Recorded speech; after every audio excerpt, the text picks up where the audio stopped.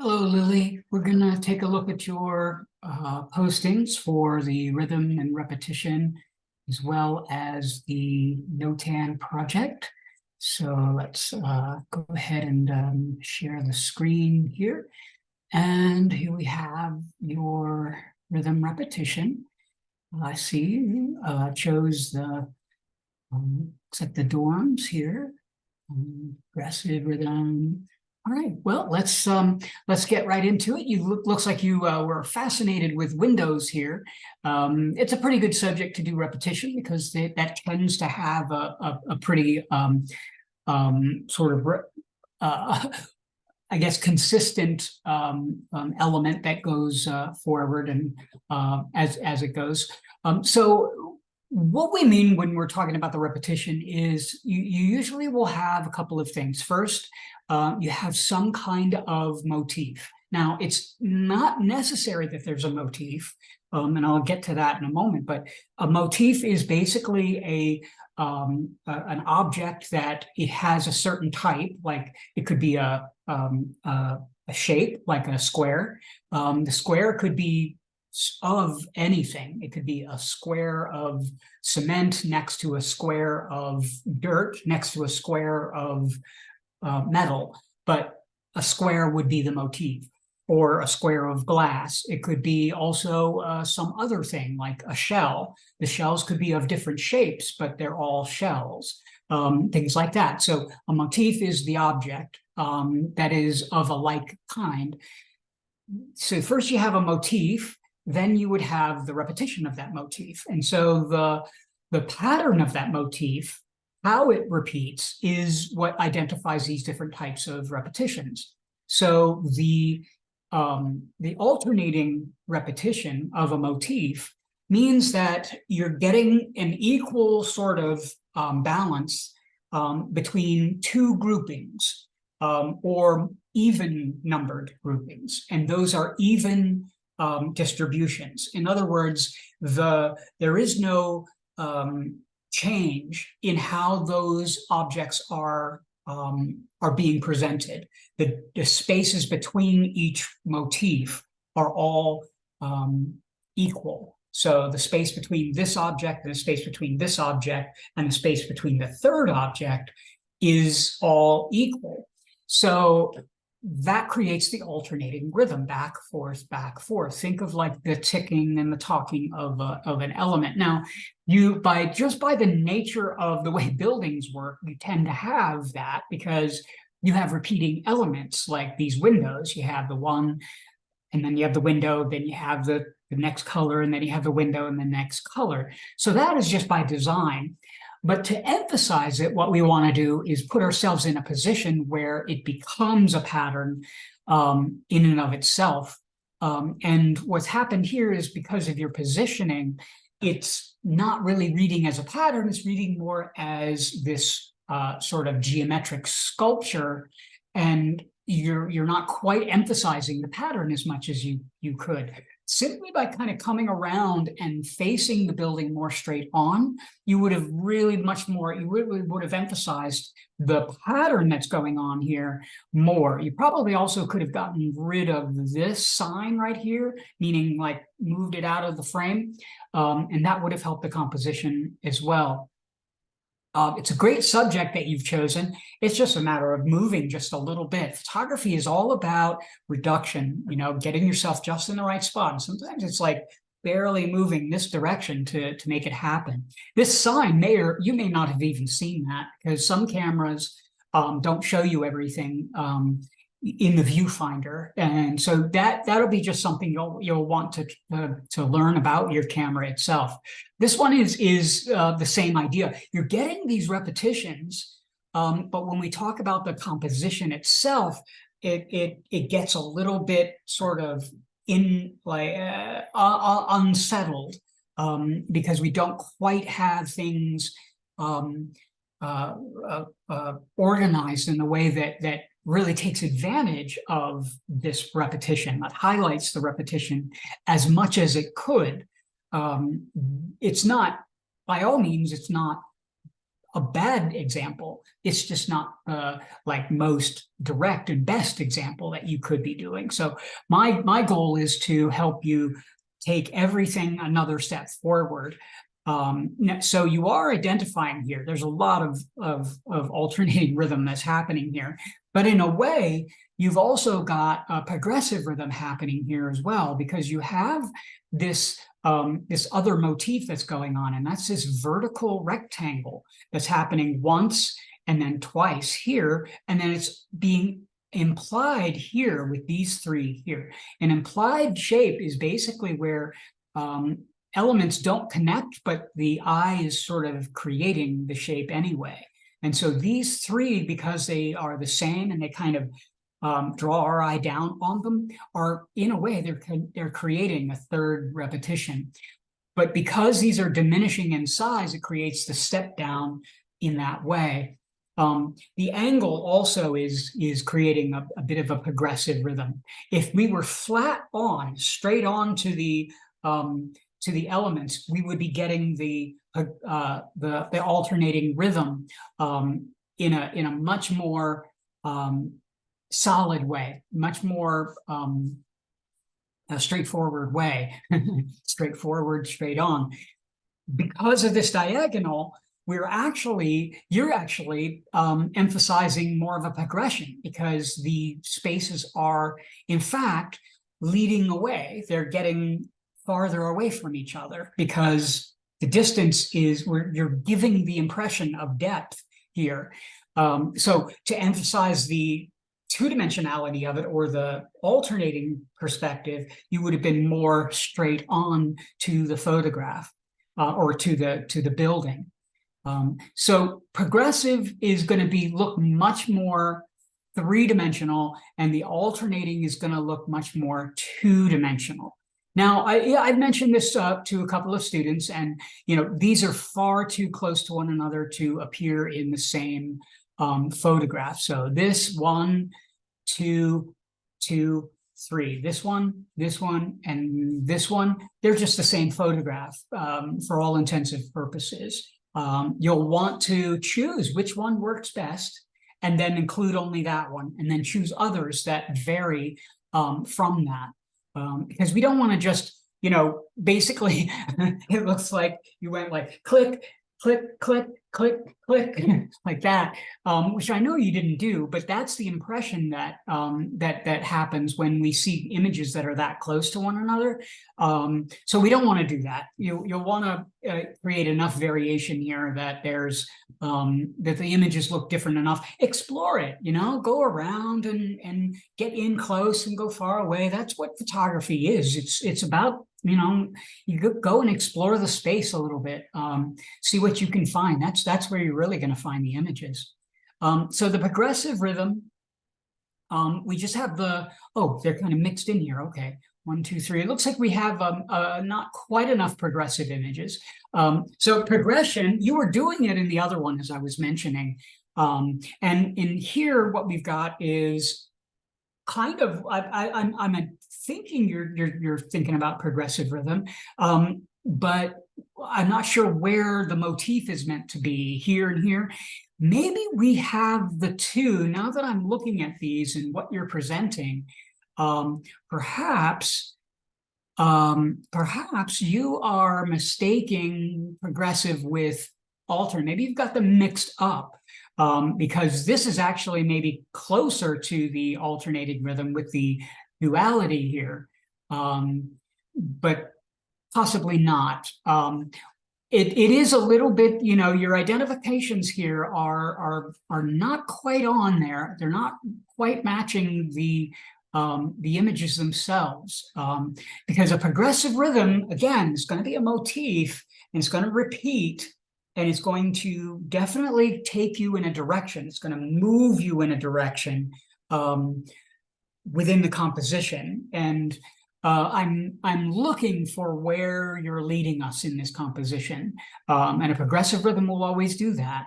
And I'm not sure I'm seeing that in this one. So we'll maybe we'll get together when we're in our meeting next week, and we'll talk more about what the differences of these are, because I want to make sure you're clear about them. They're very powerful tools to use in terms of carrying the viewer's attention to different places in the compositions. This one is getting toward the undulating rhythm, and undulating rhythm is kind of an interesting sort of idea, I guess, if you want to call it an idea. It's where you have less of a motif.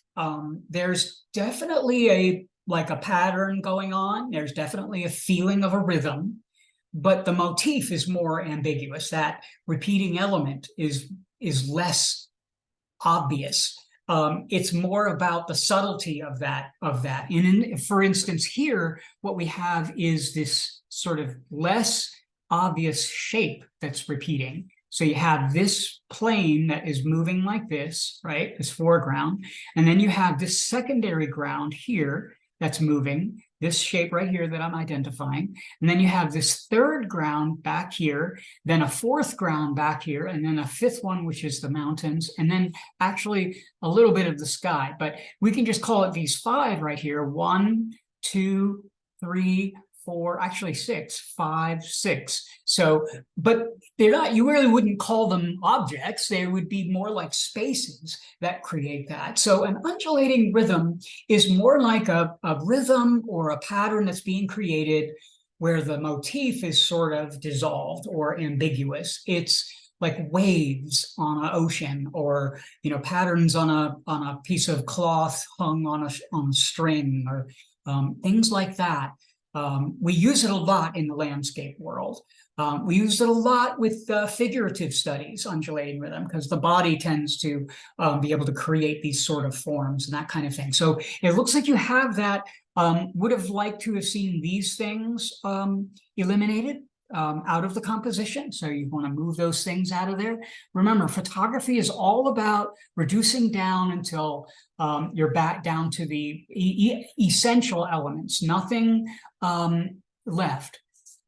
Once again, it's far too close to the other one, but this is the much better image because you've gotten rid of those trees. But this is effectively the same photograph as this. It's just way too close to being the same photograph, really. Although they are different times of day, they look like they're, it's taken down here instead of this one's taken up a little, like 20 feet, back, or even just zoomed out with your camera.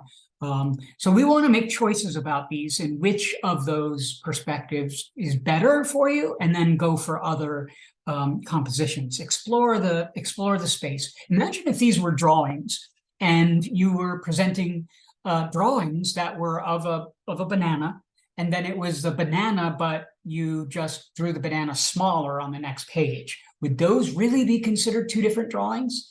Probably not. You'd want to draw the banana from a different perspective, not from the same perspective, kind of thing. So that's what we're getting at with that. It's a common thing that a lot of students will do with photography. Is you want to do what you're doing. I'm not discouraging you from taking lots of pictures in sequence like that. That's definitely the idea. But we don't want to include them when we're choosing images, the ones that are so close like that. We're picking the ones that work the best, and then continuing on and deciding, are these both too close to one another? Which one says it better, kind of thing. So looking at your negative space and the shadow images, we kind of have them mixed up, and also looks like, do we have enough of them?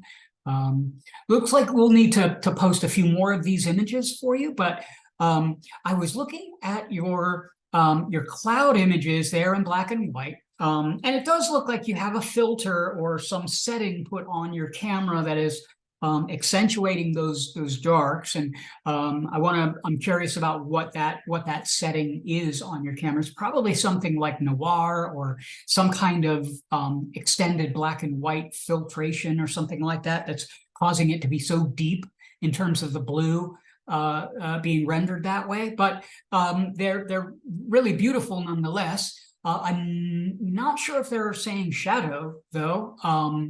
You know, there's these, oh, these are space. Okay, cool, great. Space would be a good way to put it. So negative space, working with spaces in between are really all about, it's less about emptiness and it's more about shape.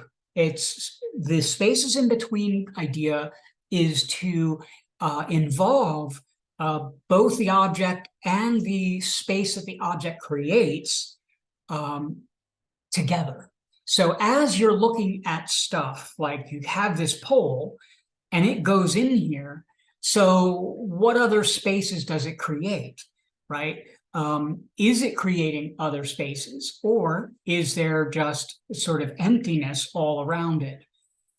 Believe it or not, the energy of this can create, or the positioning of this can create shapes here and here and here, and activate all of it simply by coming in just a bit more, or repositioning yourself so that this pole goes all the way up to the top here and cuts off the composition in half. Then what you'd be doing is you'd be creating two halves of a composition. Or if these white lines themselves, these lines and these lines, were cut off, then you would have 1, 2, 3 shapes there like that.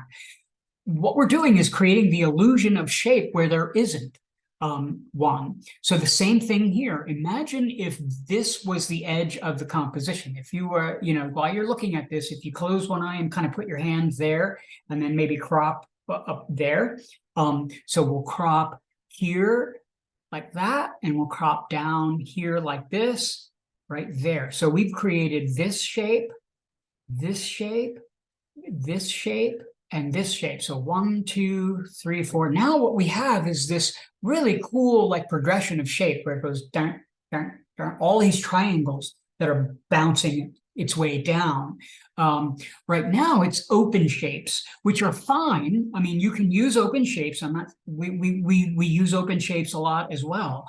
But this exercise was about creating the shapes out of negative space. So that would be the strategy. I do really appreciate how you managed to get in position and get this to line up. I mean, this was a really good sort of way of getting yourself into position, creating these continuing shapes. Remember, I was just saying about continuance, how our eyes will pick up on things and connect them. So this being right there connects it to this, even though this is pretty far away from this. Our eye flattens the space and looks like it's going right up to that. And that's the continuance I was talking about. This one's a little less like the others in terms of the shape. It might be where you're identifying space. No, you're still doing space. Here's the shadow. And I think you're on the right track here with the shadows. We just need to be more definitive about what you're looking at. More clear. We have this business here, which isn't participating at all in the composition. This is really the hero of your photograph. All of this stuff right here, and really that's all you need. You don't need this getting in the way of what you're really looking at. And that's, again, I keep saying, that's photography. Photography is about identifying the things that don't belong or aren't contributing and making sure they're not in the way. This is what you were looking at, and it's fantastic. So we don't want this to distract us from that. So that would have been the way to improve that image.